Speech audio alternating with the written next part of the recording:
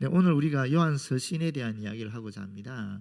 이제 요한서신 그리고 유다서가 남았고요. 그리고 요한계시록이 남았네요. 예, 그 끝나고 나서 우리 이단에 대한 얘기 조금 할 생각인데 오늘 요한서신입니다. 이 요한서신을 먼저 우리 영상으로 보도록 하겠습니다. 요한 1, 2, 3서입니다. 요한 1서의 저자는 사실 익명입니다. 한편 요한 2서와 3서는 장로라고 불리는 자가 기록했죠. 그런데 새 서신의 언어와 문체는 모두 동일할 뿐 아니라 요한복음과도 일치합니다. 그래서 대부분의 사람들은 새 서신 모두 예수님이 사랑하시던 제자가 썼다고 생각합니다. 여기서 그는 12사도 중 하나인 세베대의 아들 요한이거나 예수님의 초기 제자 중 장로 요한으로 알려진 다른 요한일 수도 있습니다. 누가 되었든 간에 그는 지금 노년이며 고대 에베소시 주변에 있는 걸로 짐작되는 가정교회 공동체들을 감독하고 있습니다. 복음서와 이 서신들에서 발견되는 단서들로 볼 때 이 공동체들은 대부분 예수님을 따르는 유대인들로 이루어져 있었으며 최근 어떠한 위기를 겪었고 그게 동기가 되어 요한이 이 서신들을 기록한 것 같습니다. 그는 한 무리의 사람들이 이 교회들과 관계를 끊었다고 이야기합니다. 이들은 더는 예수님을 이스라엘의 메시아나 하나님의 아들로서 인정하지 않았고 신실하게 교회에 남아있던 성도들 사이에 적대감을 불러일으켰는데요. 실제로 요한 2서와 3서는 분명하게 이 갈등을 다루었죠. 요한 2서는 특정한 가정교회를 위한 경고입니다. 요한이 미혹하는 자들로 부르는 예수님을 부인하는 자들이 있습니다. 아마도 그들이 이 교회에 찾아올 텐데 그들에게 어떤 인정이나 후원도 제공해서는 안 됩니다. 요한 3서는 사실 이들 가정교회 중 한 곳의 성도인 가이오라는 사람에게 쓴 글로써 요한은 그에게 곧 도착할 진짜 선교사들을 환대해 주라고 요청합니다. 그가 이렇게 요청해야 하는 이유는 이 교회의 지도자 디오드레베가 한심하게도 장로 요한과 관련된 모든 사람들을 거부하고 있기 때문이죠. 이렇게 이 서신들은 요한이 이 교회들에서 직면했던 긴장과 갈등을 들여다보는 창을 제공해 줍니다. 그리고 요한 1서는 이 모든 문제에 대처하고 수습하기 위해서 쓰였는데요. 요한은 여전히 메시아이신 예수를 믿는 이들에게 그들이 진리를 고수할 때 하나님이 함께 하신다는 확신을 심어줍니다. 이 모든 것은 요한 1서의 독특성을 이해하도록 도와줍니다. 사실 이 글은 전혀 서신이 아닙니다. 오히려 이 교회들에 보낸 시적인 설교와도 같죠. 요한은 자신이 새로운 계명을 전하는 게 아니라고 말합니다. 실제로 요한 1서의 거의 모든 핵심 개념과 단어들은 바로 요한복음의 예수님의 가르침에서 온 것인데요. 요한의 목표는 이 교인들에게 이를 상기시키고 그들이 이미 믿는다고 고백한 내용에 충실하라고 설득하는 것입니다. 요한의 설교는 시적인 측면에서 아주 멋집니다. 그는 자기의 생각을 순차적 또는 논리적으로 전개하지 않고 그 대신 잘 알려진 고대의 수사학 기법인 부연법을 사용합니다. 요한이 삶과 진리와 사랑에 대해 전하고자 하는 핵심 개념은 몇 되지 않는데요. 그는 이 개념들을 순환적으로 반복하되 매번 보는 각도나 강조점에 조금씩 차이를 둡니다. 그는 과장법을 많이 사용하며 빛과 어둠, 사랑과 증오, 선과 악이라는 단순하면서 매우 강력한 대비를 사용합니다. 그러나 요한 1서의 단순함에 속지 마십시오. 이 글은 매우 심오합니다. 요한 1서는 명확한 서론과 결론을 갖고 있습니다. 그리고 그 사이 순환적인 설교의 흐름은 어떠한 엄격한 문학적 구조도 따르지 않습니다. 그러나 두 개의 큰 단락을 볼 수 있는데 각각은 전하는 소식은 이것이니라는 도입절로 구분됩니다. 그러고 나서 하나님의 성품에 대한 이미지가 반복되는데 먼저는 빛, 다음은 사랑입니다. 그리고 이 두 단락의 모든 내용은 이 두 개의 핵심 개념으로부터 나와서 거기로 되돌아갑니다. 서론은 요한복음의 도입부와 매우 유사한데요. 창세기 1장과 잠언 8장을 연상시킵니다. 요한은 태초에 하나님과 함께 계셨던 생명의 말씀에 대해 말합니다. 요한에게 하나님이란 아버지와 세상에 생명을 주러 오신 아들 모두를 의미합니다. 그리고 그 아들을 보고 듣고 만진 사람들을 우리라고 부르는데 이는 예수님을 직접 목격한 요한 자신과 사도들을 가리키는 것입니다. 그리고 지금 우리가 여러분, 즉 예수님을 따르는 다음 세대에게 소식을 전합니다. 사도들이 다른 사람들에게 생명의 말씀을 전할 때 그들 역시 사도들을 통해 하나님 아버지와 그 아들과 교제하게 됩니다. 여기서 교제란 헬라어로 코이노니아인데 참여 또는 나눔을 뜻합니다. 사람들이 사도들을 통해 예수님에 관한 말씀을 들을 때 그 말씀은 그들이 예수님과 참된 관계를 갖고 하나님의 사랑과 생명에 진정으로 참여하도록 해주죠. 이는 곧바로 첫 번째 단락으로 이어집니다. 전하는 소식은 이것이니 하나님은 빛이시라. 사도들은 예수님 안에서 계시되신 하나님을 빛이라고 전합니다. 따라서 예수님을 통해 하나님의 생명에 참여하길 원하는 사람은 계속 빛 가운데 걸어야 합니다. 참 멋진 이미지인데요. 그게 무슨 의미일까요? 요한에게 그것은 예수님의 계명을 지키는 일입니다. 어려운 일이죠. 그러기에 당신이 실패할 때 예수님의 속죄의 죽음이 당신의 죄를 덮어주실 것입니다. 그리고 다시 한번 우리는 일어나 예수님의 가르침에 순종하라고 부름받습니다. 그런데 어떤 가르침을 말이죠? 요한은 교회들에게 예수님이 최후의 만찬에서 제자들에게 주신 오래됐으나 새로운 계명을 상기시킵니다. 그분이 그들을 사랑하신 것 같이 서로 사랑하라는 계명 말이죠. 이를 행하는 것이 빛 가운데 걷는 것입니다. 이제 하나님의 빛이 예수님을 통해 비추고 있다는 것은 세상의 어둠이 사라지고 있다는 의미이며 하나님의 자녀들이 세상을 지배하는 죄와 악과 죽음에 대해 지금 이미 승리했다는 뜻이기도 합니다. 따라서 요한은 교회들에게 세상을 사랑하지 말라고 권면합니다. 그 또한 사라질 테니까요. 그가 여기서 가리키는 것은 구체적으로 교만과 성적 타락인데요. 아마도 이게 그 교회들에서 일어나던 갈등과 연관된 문제인 것 같습니다. 그리고 요한은 교회들에게 예수님이 메시아이심을 부인하고 공동체를 떠난 사람들에 대해 경고합니다. 그는 그들을 메시아의 적대자요, 미혹하는 자라고 부르죠. 반면 그는 여전히 예수님에 대한 진리를 아는 자들이 하나님의 진정한 자녀이며 아버지께 사랑받는다는 것을 확신합니다. 그들은 의를 행하고 서로 사랑함으로써 그들이 하나님의 가족이라는 것을 나타낼 것입니다. 분노와 다툼, 분열을 일으키는 미혹하는 자들과 달리요. 이제 설교의 두 번째 단락으로 넘어갑니다. 사도들이 전하는 소식은 이것이니 하나님은 사랑이시라. 따라서 하나님의 자녀들은 서로 사랑하고 증오를 멀리하며 창세기 4장의 가인과 같이 되지 말라고 요한은 말합니다. 그는 증오에 이끌려 동생을 죽였습니다. 그러나 그리스도인들에게 사랑의 정의는 다른 이들의 행복을 위해 자기 목숨을 희생하는 것이며 그게 바로 예수님이 하신 일입니다.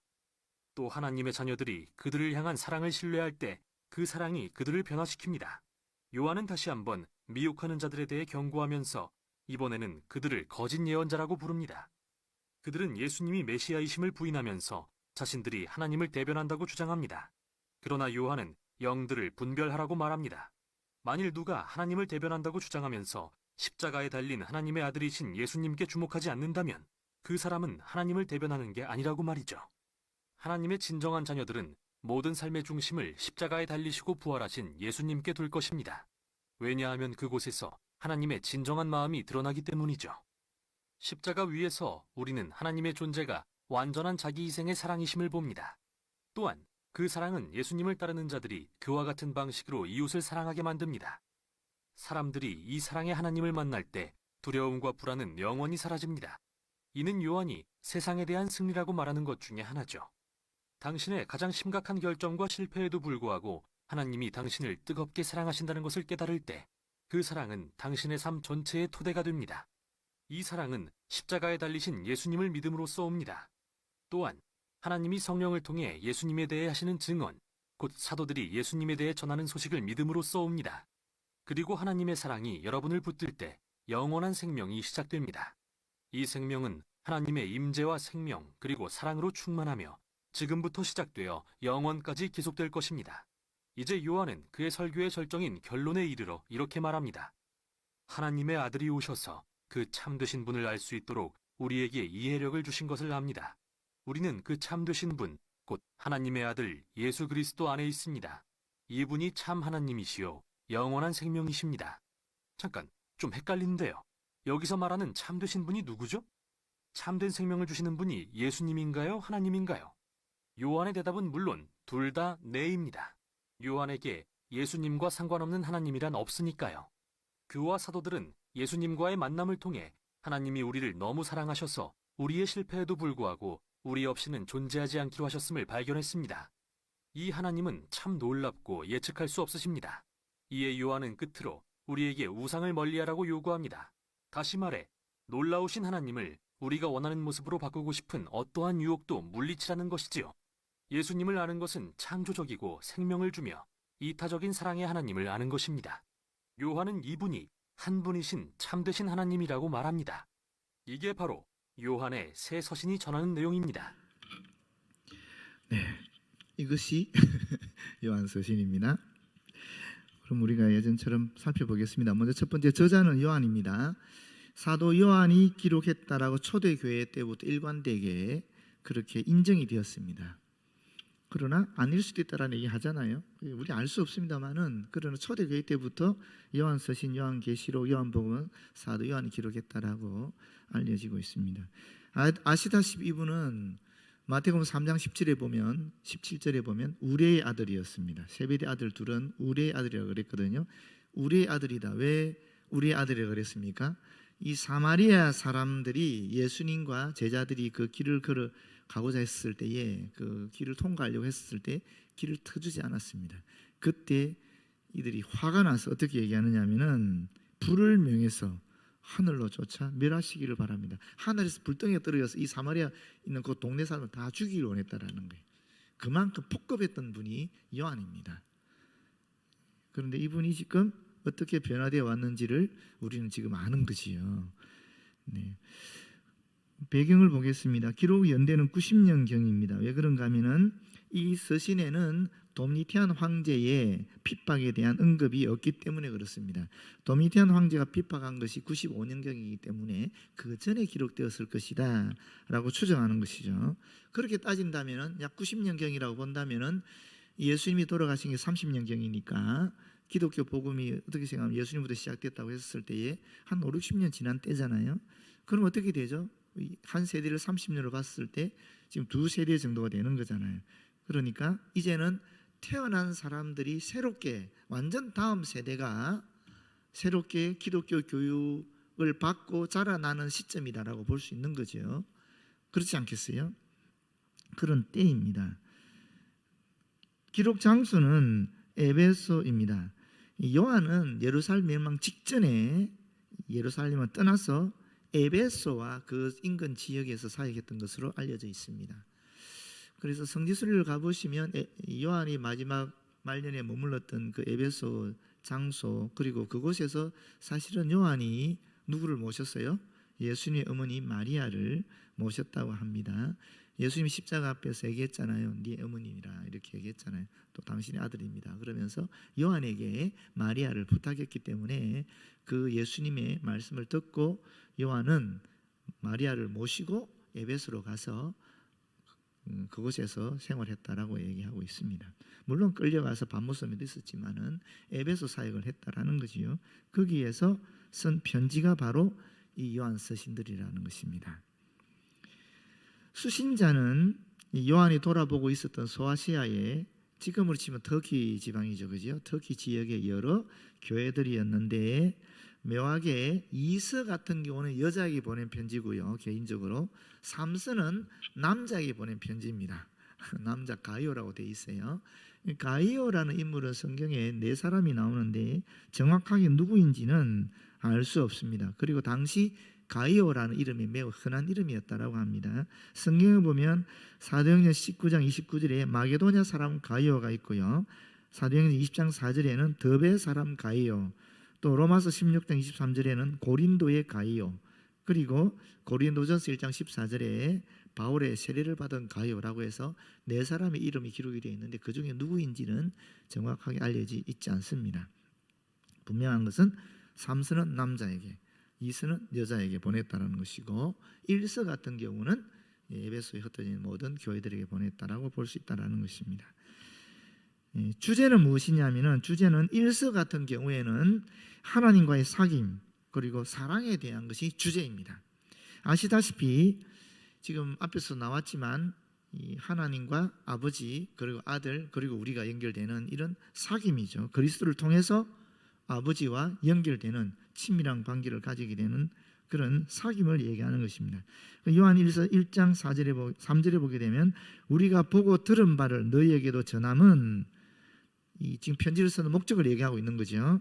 너희로 우리와 사귐이 있게 하려 함이니 우리의 사귐은 아버지와 그의 아들 예수 그리스도와 더불어 누림이라 라고 얘기하고 있습니다. 이 편지를 쓰는 목적이 결국 그리스도를 통해서 하나님과 친밀한 교제를 하고 동시에 이 그리스도인 형제 자매들이 함께 친밀한 사귐을 가지는 것이 바로 목적이라고 얘기하고 있는 것입니다.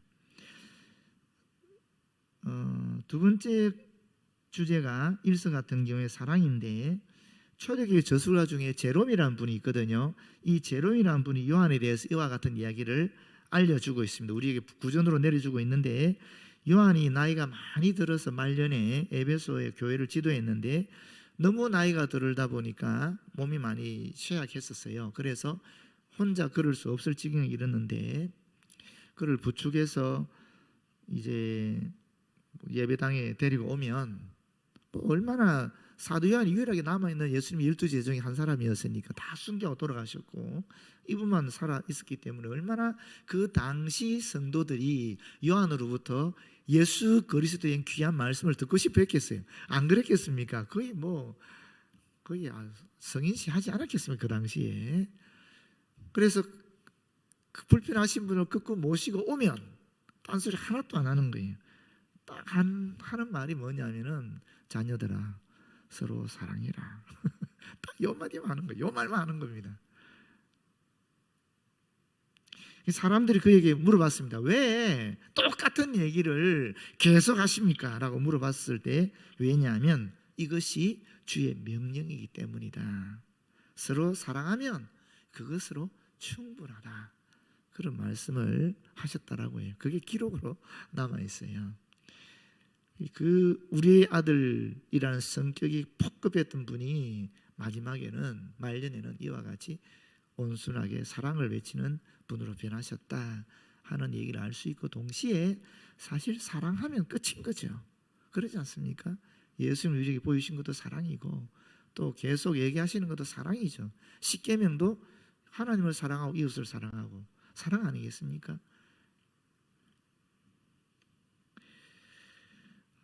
이서 같은 경우에는 주제가 거짓 선생들을 피하라라는 것입니다. 로마 제국이 도로를 전 로마 제국의 지역 내에 다 건설하지 않았습니까? 도로가 건설되었다는 소리는 무슨 말이냐면 치안이 유지됐다라는 거예요. 언제든지 위급한 일이 발생하면 그 도로를 통해서 군대가 들어가서 치안 유지가 가능하게 됐다라는 의미예요.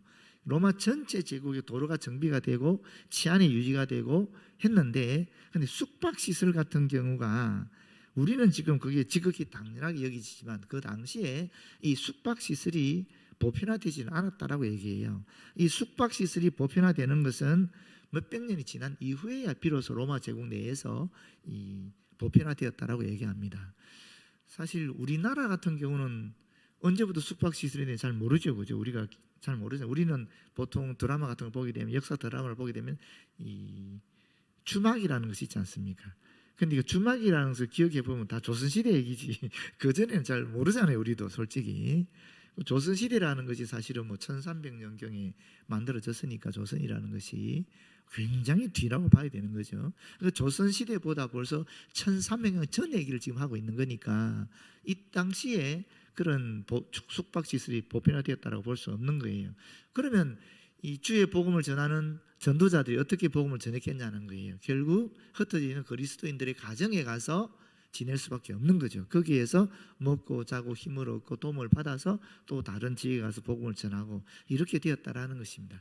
그러다 보니까 이런 분들을 우리가 순회 전도자라고 하는데, 이 순회 전도자들이 그리스도인의 가정에서 도움 받는 것을 모방해서 거짓 사도들도 거짓 선생들도 이와 같은 짓을 했다라는 겁니다.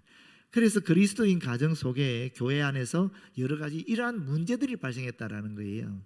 그 문제를 거론한 것이 이서와 삼서입니다. 그래서 이서 같은 경우에는 이 거짓 선생들과 가까이 하지 마라, 그들을 접대하지 마라 하는 것이 주제고, 삼서 같은 경우는 참 순회 전도자들에게는 제대로 접대를 해라 하는 것이 내용입니다.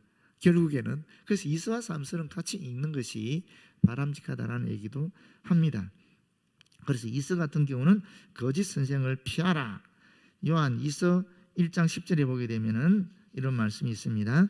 누구든지 이 교훈을 가지지 않고 너에게 나아가거든 그를 집에 들이지도 말고 인사도 하지 말라 라고 하면서 거짓 선생을 대하는 그런 자세를 가르치고요. 삼서 같은 경우는 주제가 진리를 위해서 함께 일하라라는 것입니다. 그러면서 참 전도자, 순회 전도자들을 잘 접대해라 하는 내용을 갖고 있는데, 요한 3서 1장 8절에 보게 되면 그러므로 우리가 이 같은 자들을 영접하는 것이 마땅하니 이는 우리로 진리를 위하여 함께 일하는 자가 되게 하려 함이라. 순회의 전도자를 잘 영접하고 접대하는 것은 우리가 그분의 전도사에게 동참하는 것이다, 함께 복음을 전하는 일에 동참하는 것이다 하는 이야기를 하고 있는 것입니다. 그래서 2서와 3서를 보게 되면 한쪽에서는 접대하지 마라 그러고 한쪽에서는 접대하라 그러니까 오해할 수 있는데, 참 그 순회 전도자들은 접대하고 거짓 순회 전도자들은 아예 접대하지도 말고 상관하지도 마라 하는 이야기를 하고 있는 것입니다. 네 번째, 요한서신에 나타난 예수 그리스도는 어떤 분이냐면은 성도들을 모든 죄로부터 정결케 하시는 예수님입니다. 두 번째는 성육하신 예수 그리스도이십니다. 세 번째는 진리의 근원이신 예수 그리스도에 대해서 말씀하고 있습니다. 다섯 번째, 요한서신의 특징을 보시게 되면 요한은 이 빛과 어둠, 옛 계명과 새 계명, 아버지 사랑과 세상 사랑, 그리스도와 적 그리스도, 진리와 거짓, 하나님의 자녀와 마귀의 자녀, 생명과 사랑, 사랑과 미움, 사랑과 두려움, 생명 있음과 생명 없음, 이와 같은 것을 극명하게 대조하고 있습니다. 이런 대조를 통해서 기독교의 신앙과 또 이 거짓 선생들의 가르침 사이에 차이가 난다라는 것을 명확하게 드러내주고 있습니다. 좀 더 구체적으로 보게 되면은, 특별히 요한은 이 말년의 요한이죠. 고령의 요한은 영지주의의 위험에 대해서 많이 이야기하고 있는데, 이 영지주의라는 것이 어떻게 보면 초대교회에서 일어났던 처음 기독교 이단이라고 볼 수도 있고, 또 사실 그 영지주의는 제가 여러 번 말씀드렸지만 그 사상의 핵심은 이원론입니다. 극단적 이원론이라고 볼 수 있어요. 그래서 여기서는 뭐라고 얘기하느냐면은, 물질은 원래 악하다라는 거죠.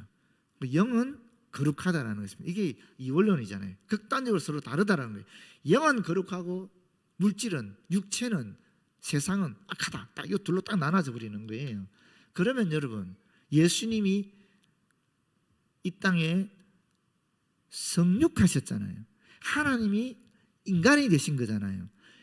거룩한 영이신 하나님께서 이 더러운 인간의 육체를 입으셨다. 이거는 용납이 안 되는 거예요. 그렇지 않습니까? 그래서 성육하신 예수 그리스도를 부인하게 되는 것입니다.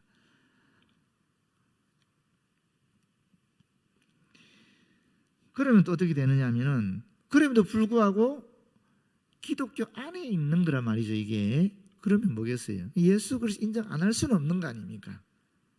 예수 그리스도를 전하고 있는 사람들이니까 예수 그리스도를 인정을 해야 되는데, 어떻게 인정하는가 하는 거죠. 그럼 거기서 두 가지 해석이 가능하죠. 첫 번째는 어떤 해석이냐면은, 원래 거룩하신 하나님은 인간이 될 수 없는데 인간이 되신 것처럼 가짜로 우리에게 보여졌다라는 거예요. 그걸 가현설이라고 그럽니다. 가짜로 나타나신 거니까 가현설이라고 그러거든요. 우리 눈으로 보면 사람이고 만질 수도 있는데 실제로는 하나님께서 영으로만 존재했다라는 거예요. 그게 첫 번째 해석입니다. 그럼 두 번째 해석은 뭐냐면은, 예수님이 인간으로 이 땅에 오셨어요. 원래 인간이셨어요. 하나님이 아니셨어요. 아니셨는데 세례 받을 때 그때 바뀐 거예요. 인간 예수의 영 속에, 어떻게 생각해요? 인간의 육체 속에 하나님 영이 내려온 거죠. 지금 신천지가 얘기하는 거 비슷해요. 그렇게 그걸 보면은 사실 신천지가 그렇게 얘기하고 있잖아요. 신천지 지금 이만의 육체 속에 예수 그리스도의 영이 들어왔다고 얘기하는 거거든요. 그거와 똑같은 거예요. 그러니까 이 신천지가 얘기하는 것이 이미 1세기에 있었던 이단이다라는 우리는 알 수가 있는 거죠. 이 인간 예수의 몸에 하나님의 영이 임재했다라는 거예요. 그러면 인간 예수의 영혼은 그 사이에 사라진 거 없는 겁니다. 없는 거예요. 하나님의 영이 들어가 버렸으니까. 그러다가 십자가에서 못 박힐 때 그때 하나님의 영은 떠나버렸어요. 그러면 죽은 사람 누구예요? 인간 예수의 영과 몸이 십자가에서 죽게 되는 거죠. 그런 식으로 해석을 했다라는 것입니다. 왜? 예수 그리스도가 우리에게 보여주신 그 계시 진리의 사건보다도 더 우선되는 게 뭐냐면 이원론이었거든요. 그 이원론으로 예수 그리스도 사건을 해석하다 보니까 이와 같이 해석될 수밖에 없는 겁니다. 그러니까 성경을 볼 때 간단합니다. 성경을 볼 때 우리는 말씀 그대로 보면 되는데 이것을 자꾸 다른 안경을 가지고 비추어서 해석을 해버리는 거예요. 그게 구원론이고 그것이 신천지고 그것이 여호와의 증인이고 뭐 하나님의 어머니 교회가 하는 이런 것들이에요. 말씀 그대로 보지 않는 거예요. 말씀에서는 분명히 뭐라 그랬어요? 말씀이 육신이 되어 우리 가운데 거하시니라고 얘기하고 있지 않습니까? 하나님께서 인간이 되셨다라고 말씀은 성경은 분명히 얘기하고 있는데 계속 원래 자기들이 갖고 있던 이원론적 시각을 가지고 아니다라고 얘기하는 거예요. 그러면서 그걸 자꾸 이원론의 시각에 맞추어서 이 하나님 말씀을 해석해 버리는 거예요. 하나님 말씀으로 해석하는 것이 아니라 그 시대의 이원론이라는 사상을 가지고 하나님의 사건, 예수 그리스도의 사건을 해석해 버렸다라는 거예요.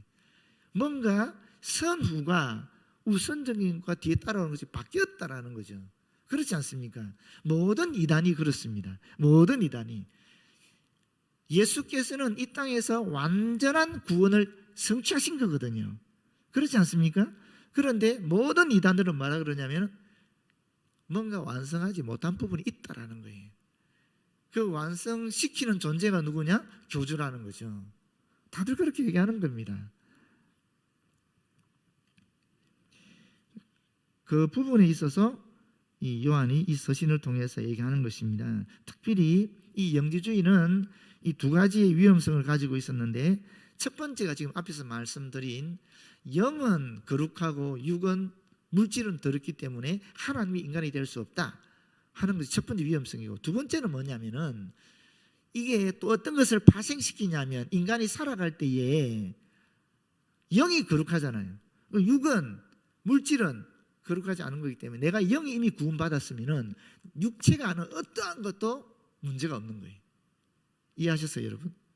이거 구원파잖아요. 이미 나는 내 영이 구원받았기 때문에 이 영이 갇혀있는 이 육체로 저지르는 모든 것, 육체는 어차피 더러운 거니까 이 육체가 저지르는 모든 죄는 의미가 없는 거예요. 쉽게 말해 육체가 저지르는 죄 가능하다, 저질러도 괜찮다 하는 것처럼 나오는 거예요. 그래서 부도덕한 매우 비윤리적인 삶을 살아도 그들은 전혀 죄의식을 느끼지 않는다라는 것입니다. 자연스럽게 그렇게 되는 거죠. 생각이 그렇게 되면 행동이 그렇게 따라올 수밖에 없다라는 거예요. 그게 영지주의 위험성이 있어요. 거기에 대해서 요한은 그거 아니다라고 얘기하는 겁니다. 쉽게 말하면 우리가 앞에서도 나왔잖아요. 빛과 사랑에 대한 얘기 한다 그랬잖아요. 빛이신 하나님 또 사랑이신 하나님이 우리 안에 들어온 거예요. 그러면 우리는 그 빛과 사랑을 어떻게 해야 되는 겁니까? 자연스럽게 드러내야 되는데, 일종의 하나님이 빛이고 사랑이 이런 발열체라 그런다면 우리는 반사체가 되는 겁니다. 당연히 하나님으로부터 빛을 받아서 반사하는 거죠. 하나님부터 사랑을 받아서 반사하는 거예요. 그럼 그 행동이 비윤리적이 될 수 없다라는 거죠. 빛을 드러내는 삶, 행위, 사랑을 드러내는 삶, 행위를 살아갈 수밖에 없는데 이게 단절된 삶이니까 내 영은 거룩하기 때문에 구원받아서 영원토록 있는 것이고 이 육체는 원래 본래 더럽기 때문에 이 육체가 하는 모든 것들은 이미 나는 구원받은 존재니까 아무런 나에게 영향을 주지 않는다. 그래서 마음대로 사는 거죠. 그 이야기를 하고 있는 겁니다.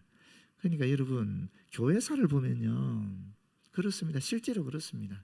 우리가 알고 있는 이단들의 모든 형태가 이미 교회사에 다 있습니다. 그리고 그 끝이 어떻게 흘러가는지까지 다 나옵니다. 교회사는 기독교 역사가 2000년이 넘기 때문에 그 2000년 안에, 그 동안에 얼마나 많은 뛰어난 인물들이 있었겠어요. 안 그렇습니까? 우리 지금 현재 눈에 보이는 모든 이 세상의 현실들이 교회 안에 나타나는 그런 모습들이 사실은 교회 안에, 교회 역사 속에 다 이미 드러났고 그 중간 과정이 어떻고 결말이 어떻고 이미 다 나타나 있는 겁니다.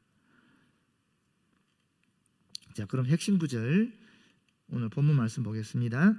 사랑하는 자들아, 내가 새 계명을 너희에게 쓰는 것이 아니라. 여러분, 새 계명이 뭐죠? 예수님이 주신 계명이 새 계명이잖아요. 요한복음 13장 34절.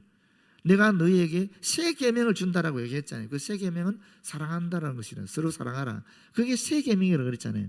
그런데 지금 요한은 지금 새 계명을 주는 게 아니라고 얘기하고 있는 것입니다. 너희가 처음부터 가진 옛 계명이라고 얘기하는 거예요. 옛 계명이 뭐죠? 예레미야 19장 18절 말씀을 얘기하는 겁니다. 19장 18절도 사랑하라는 계명이에요. 한번 찾아보실래요? 이거는 뭐 찾아보시는 게 좋겠네요.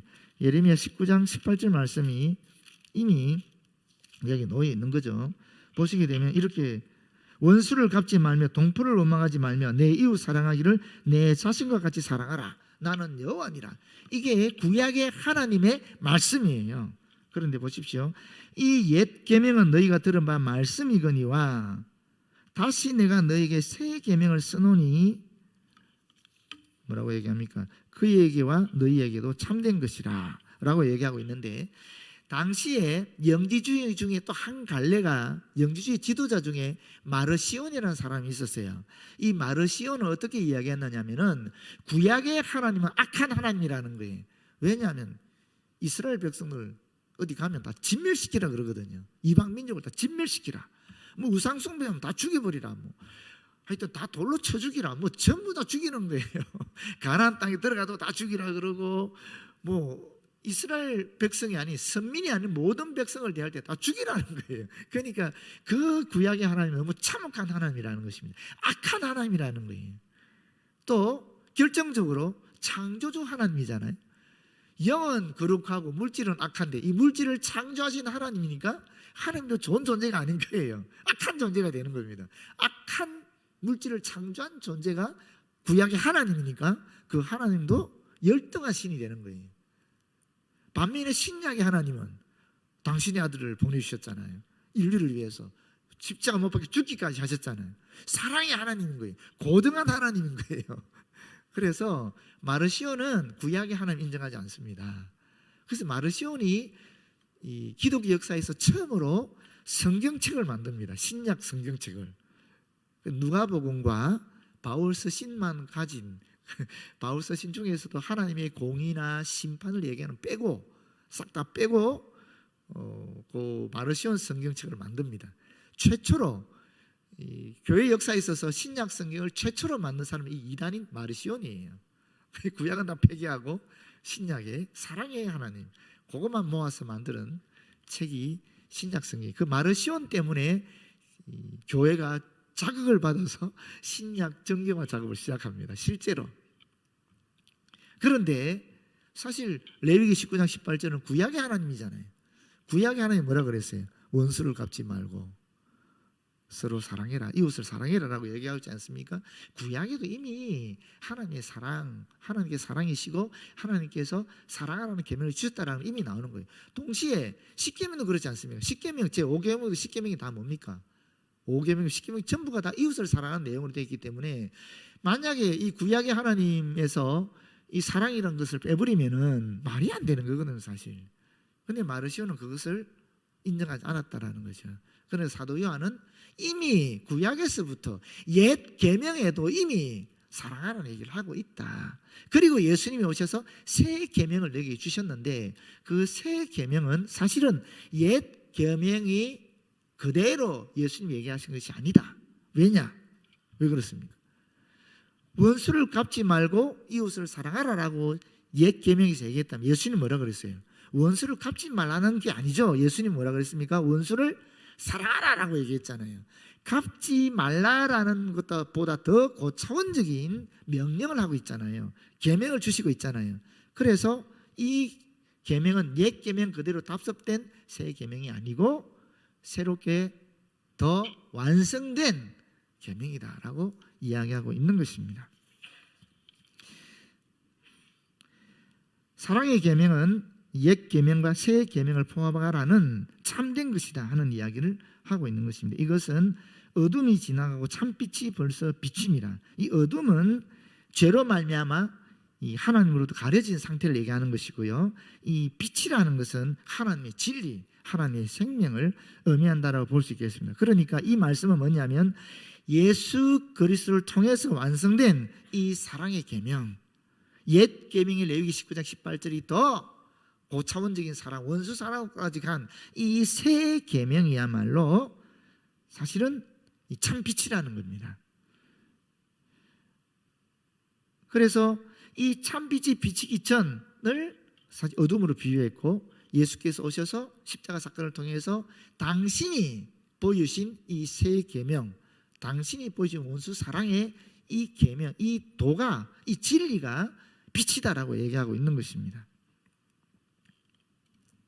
그러니까 보시게 되면 옛 계명을 전혀 알지 못했던 그런 이 시대가 있었고, 또 옛 계명을 알았지만 그리스도를 통해 주어진 새 계명을 알지 못했던 또 어둠의 시대가 있었지 않았겠습니까? 이것들이 이제 다 지나갔다라는 거예요. 다 지나가고 이제는 사랑의 본질이신 예수 그리스도의 구속 사역으로 인해서 이 죄된 세상에 참 빛인 사랑의 빛이 비추어졌다 하는 이야기를 하고 있는 것입니다. 데살로니가전서 5장 5절 6절도 똑같은 얘기를 하고 있어요. 너희는 다 빛의 아들이요 낮의 아들이라. 우리가 밤이나 어둠에 속하지 아니하였나니 그러므로 우리는 다른 이들과 같이 자지 말고 오직 깨어 정신을 차릴지라. 똑같은 맥락이거든요. 바울 사도든 사도 요한이든 그리스도를 쫓았던 이 제자들 삶은, 또 제자들이 가르침과 교훈은 일맥상통하다라는 것입니다.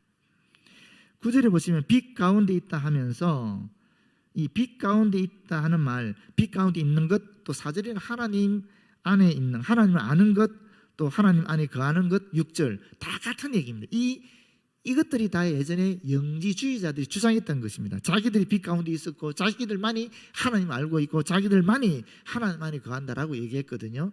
그걸 지금 비판하고 있는 것입니다. 그러면서 사도 요한은 이 영지를 받은 영적인 지식을 자기들만이 가지고 있다라고 주장했던 이 영지주의자들에 대해서 뭐라고 얘기하느냐면은, 영적인 지식을 가졌다라는 것을 논하기 이전에 더 중요한 것은 뭐냐? 참 빛 안에 거하는 삶이 중요하다 하는 이야기를 하고 있는 것입니다. 빛의 비침을 받은 자의 삶은 어둠에 갇혀 있던 삶과 달라져야 된다는 것입니다. 행동이 달라져야 된다는 것이죠. 그 이야기를 하는 것입니다. 그러나 영지주의자들은 그렇게 살지 않았거든요. 자신들은 영적인 지식을 소유하고 그 빛에 거하고 있고 하나님을 아는 유일한 지식을 자기들만이 소유하고 있다라고 했지만 그들의 삶은 엉망이었다라는 거예요. 그거는 참된 지식이 아니다. 참된 빛 안에 거하는 것이 아니다. 참된 빛 안에 거하는 것은 빛된 행실을 살아야 되는 것이다라는 이야기를 하고 있는 것입니다. 그리고 더 구체적으로 얘기하는 것이 뭐냐면, 그 형제를 미워하는 자는, 이 미워한다는 말은 정오하다는 이야기입니다. 깊은 정오심을 품고 적대적으로 행동하거나 용서하지 않는 것을 말하는 것입니다.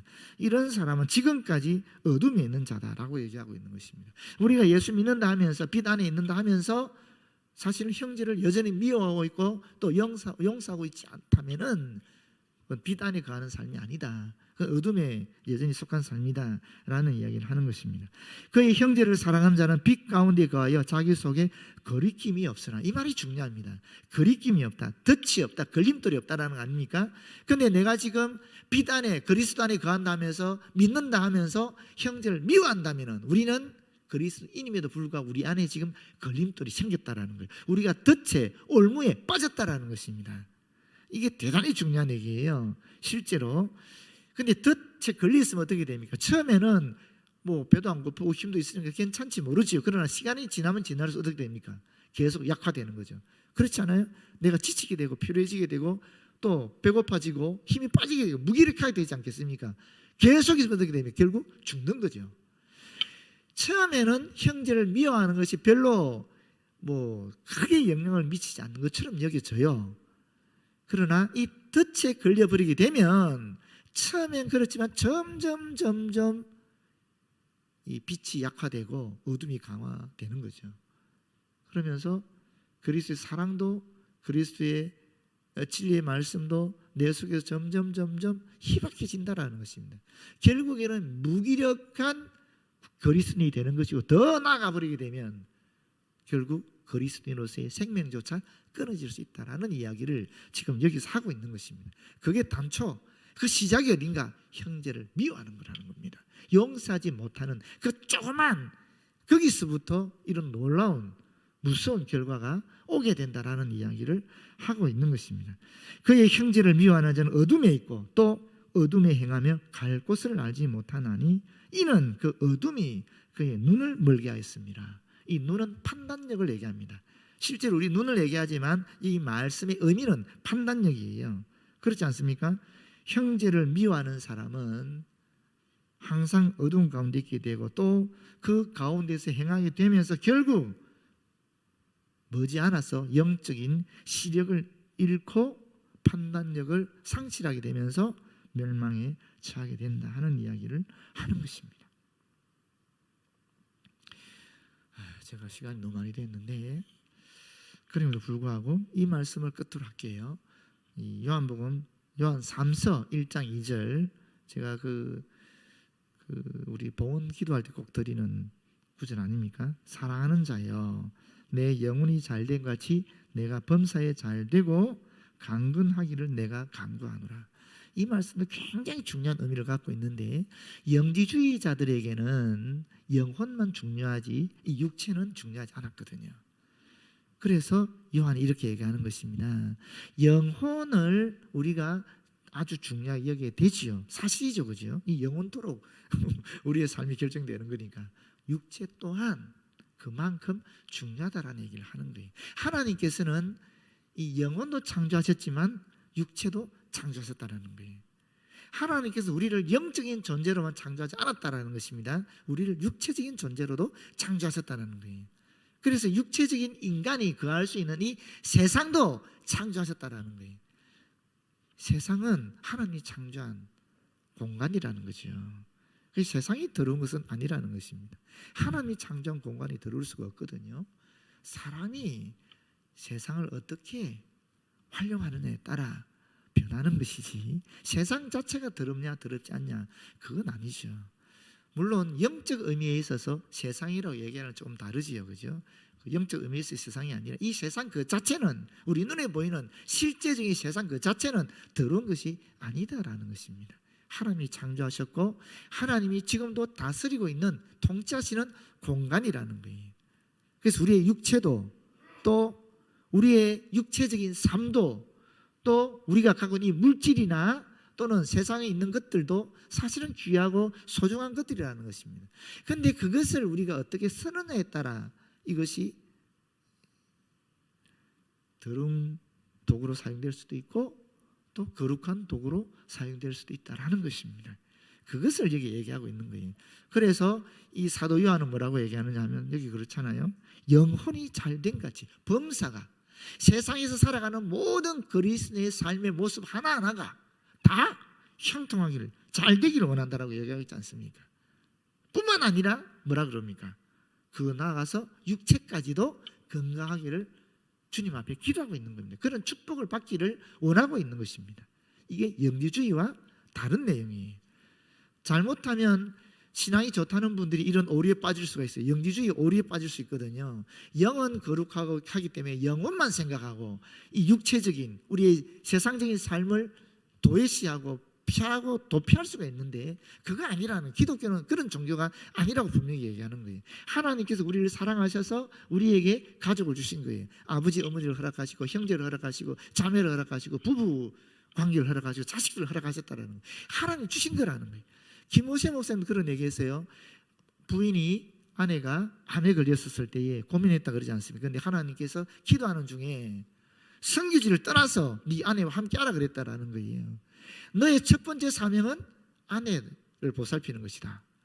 우리 같으면 그렇지 않잖아요. 우리 같으면은 사실은 성교지에서 주의 명령을 지키는 게 우선적인 사명이라고 생각하기 쉬운데 하나님 묘하게 그분에게 그렇게 얘기하지 않았다. 물론 그분은 케냐에서 10년 동안 최선을 다해서 주님 주신 선교 사명을 감당했으니까 하나님께서 또 그걸 받아들이시고 이제는 너가 네 아내를 위해서 함께 하는 것이라고 말씀하셨겠죠. 그래서 암 수술할 때 같이 가서 시간을 보냈고 그 이후로도 수십 년 동안 사모님 사셨어요. 암 수술 이후에. 그렇다라는 겁니다. 그러니까 그래서 사실 하나님 주신 이런 모든 이 육체적인 것들, 우리의 물질, 또 우리에게 주신 세상적인 직업, 또 세상적인 관계들이 절대 그게 사탄이거나 그런 게 아니라는 거예요. 하나님 우리가 허락하신 것이라는 겁니다. 어떻게 활용하느냐, 어떻게 사용하느냐에 따라 이게 거룩한 것이 될 수도 있고 잘못하면 죄가 될 수도 있다라는 거지, 그 자체가 거룩하거나 뭐 그 자체가 죄거나 그런 건 아니라는 거예요. 다 하나님 주신 축복의 도구들이고 아름다운 것들이라는 겁니다. 그래서 이 부분을 우리가 놓치지 않아야 됩니다. 잘못하면 우리가 그런 영지주의의 신비적 오류에 빠질 수 있으니까 그 이야기를 하는 것입니다. 같이 하는 말이 그런 의미를 정확하게 갖고 있습니다. 같이라는 말은 동일하게라는 말이거든요. 영혼이 잘됨과 동일하게 똑같이 하는 모든 일이 잘 되고, 그리고 육체가 강건하기를, 이렇게 얘기하고 있는 것입니다. 모쪼록 이 말씀 그대로 저와 여러분의 삶 속에 이루어지기를 진심으로 기원합니다. 기도하겠습니다. 아버지 감사합니다. 오늘도 사도 요한의 그 말년의 가르침을 통해서 우리가 또 다시 한번 하나님의 뜻을 확인하게 됩니다. 참으로 주님께서는 이 땅에 인간으로 오셨고 인간으로 사시다가 인간으로 돌아가셨습니다. 그래서 우리의 모든 죄를 담당해 주셨습니다. 그 덕분에 우리는 영원한 생명을 소유하게 되었습니다. 이제 우리가 우리 그 주 예수 그리스도를 마음에 모시고 살아갈 때에 하나님 주신 모든 것들을 통해 영광 돌리는 삶을 살아갈 수 있도록 도와주시옵소서. 비록 우리는 부족하고 연약해서 좀 때가 타긴 하지만 그럼에도 불구하고 하나님이 비추시는 그 빛을, 그 사랑을 우리의 삶을 통해서 반사할 수 있도록 인도하여 주셔서 주님의 빛과 주님의 그 사랑과 주님의 그 영광을 드러낼 수 있도록 인도하여 주시옵소서. 예수님 이름으로 기도드립니다. 아멘. 네, 우리 찬송가 205장 다 같이 부르겠습니다.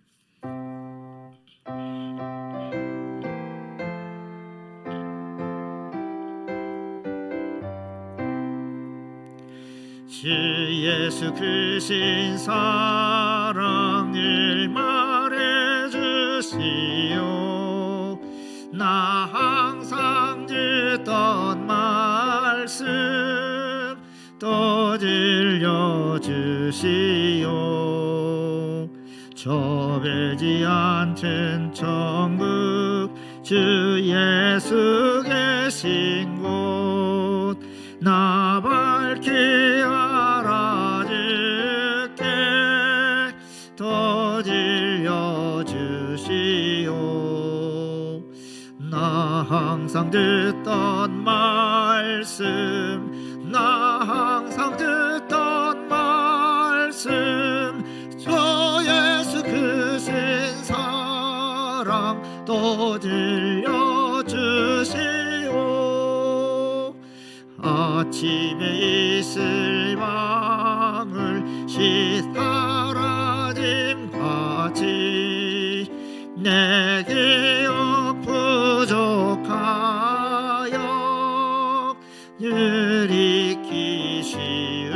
일으키시으니 잘 알아듣기 쉽게 일 말해주시오. 날 구속하신 사랑 또 들려주시오. 나 항상 듣던 말씀, 나 항상 듣던 말씀, 주 예수 크신 사랑 또 들려주시오. 주 예수 나를 위해 이 세상 오셔서 날 구속하신 은혜 말하여 주시오. 나 같은 사람 위에 주 보혈을 흘렸네. 이 복스러운 말씀 또 들려주시오. 나 항상 듣던 말씀, 나 항상 듣던 말씀, 저 예수 크신 사랑 또 들려주세요. 이 세상 헛된 영광 날 미혹할 때에 주 예수 크신 사랑 늘 들려주시오.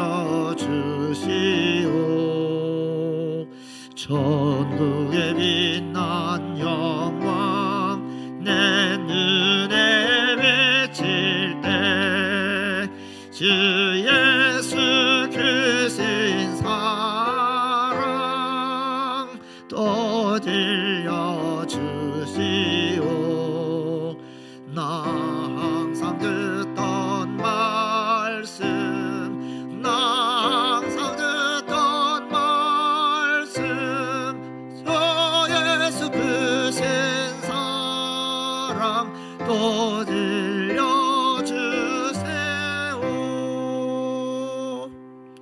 주께서 가진 기도로 예배를 마치도록 하겠습니다. 하늘에 계신 우리 아버지, 아버지의 이름을 거룩하게 하시며 아버지의 나라가 오게 하시며 아버지의 뜻이 하늘에서와 같이 땅에서도 이루어지게 하소서. 오늘 우리에게 일용할 양식을 주시고 우리가 우리에게 잘못한 사람을 용서하여 준 것 같이 우리 죄를 용서하여 주시고 우리를 시험에 빠지지 않게 하시고 악에서 구하소서. 나라와 권능과 영광이 영원히 아버지의 것입니다. 아멘.